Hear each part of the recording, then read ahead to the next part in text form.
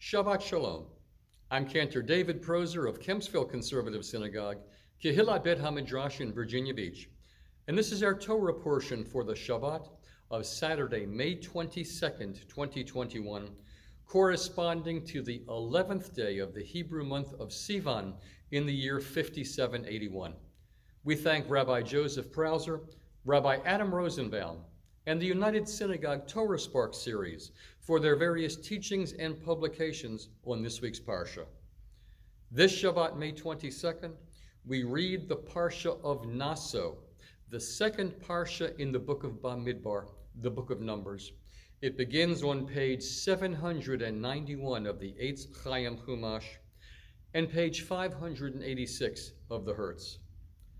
Parshat Naso is the longest portion in the Torah, 176 verses. The Israelites continue their final preparations to leave Sinai as the census and accounting of the tribe of Levi continues.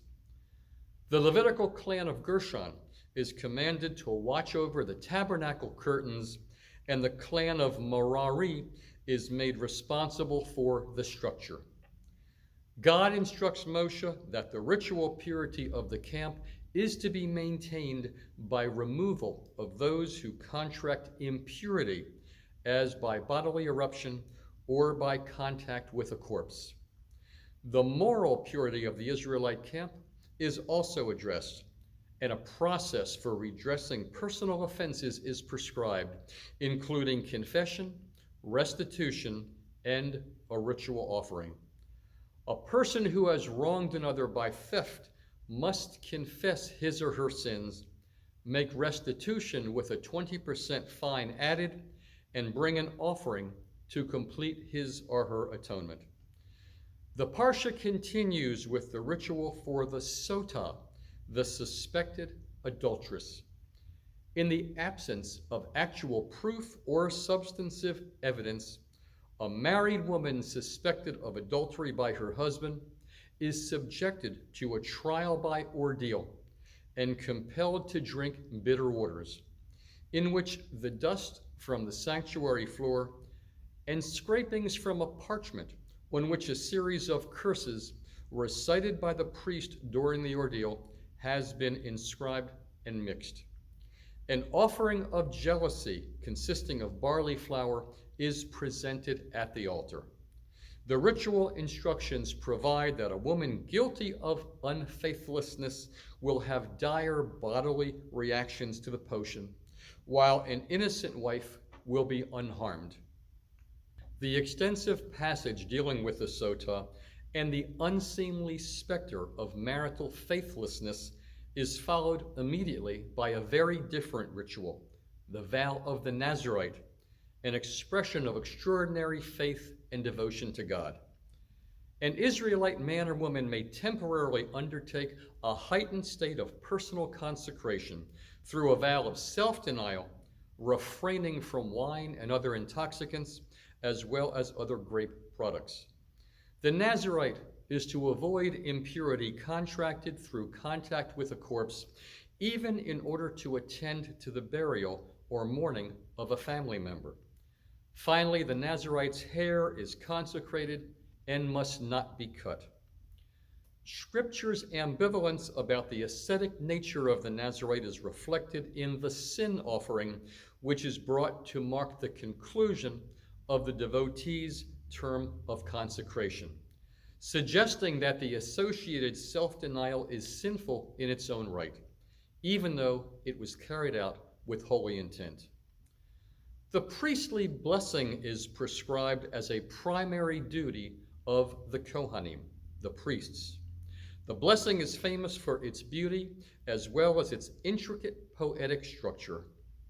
The 3 verses address 6 divine acts of favor: blessing, protection, shining, graciousness, divine attention, and the bestowing of peace. The Parsha continues with a lengthy and repetitive listing of the dedication gifts brought by the prince of each tribe at the consecration of the Mishkan, the portable sanctuary in the wilderness. Chapter 7 describes these gifts in 89 verses, but mostly from 12 near identical blocks. Each block records the same gift for the tabernacle, brought by each of the 12 chieftains of each tribe over the course of 12 days. The Torah recounts each gift with elaborate, repetitive precision. The equal status of the respective tribes and their chieftains in the inauguration ceremony is meant to overcome any resentment or rivalries among them. This section has been selected as the Torah reading for the 8 days of Hanukkah. The Parsha concludes with a description of God's ongoing communication with Moshe, the divine voice emanating from between the two cherubim atop the cover of the ark. The Haftorah for this Shabbat is from the book of Judges, found beginning on page 813 of the Eitz Chaim Chumash and page 602 of the Hertz. I would add a personal note about this being the first Haftorah that I learned because it was my bar mitzvah portion. But in actuality, I was in a bar mitzvah class where I had to listen to all of the Bechorim before me recite their Haftorah portions before it was my turn to recite the one I was going to say. Consequently, the very first Haftorah that I learned was Machar Chodesh, the portion recited when Rosh Chodesh falls on Sunday, the day after the Shabbat on which it was recited, as it did back in May of. The reason why this Haftorah was chosen is because part of today's Torah reading recounts a religious institution known as Nazirut. The unusual religious status requires its adherents, who become Nazirites through a vow, to refrain from wine and grape products, to refrain from impurity, and to not cut his or her hair, usually for a period of 1 month. The Haftorah relates the story of the birth of one of the most famous biblical heroes of all, the miraculously strong Samson. His birth and life also involved Nazirut. An angel of God appears to Samson's mother, who is barren, and tells her that she will bear a son.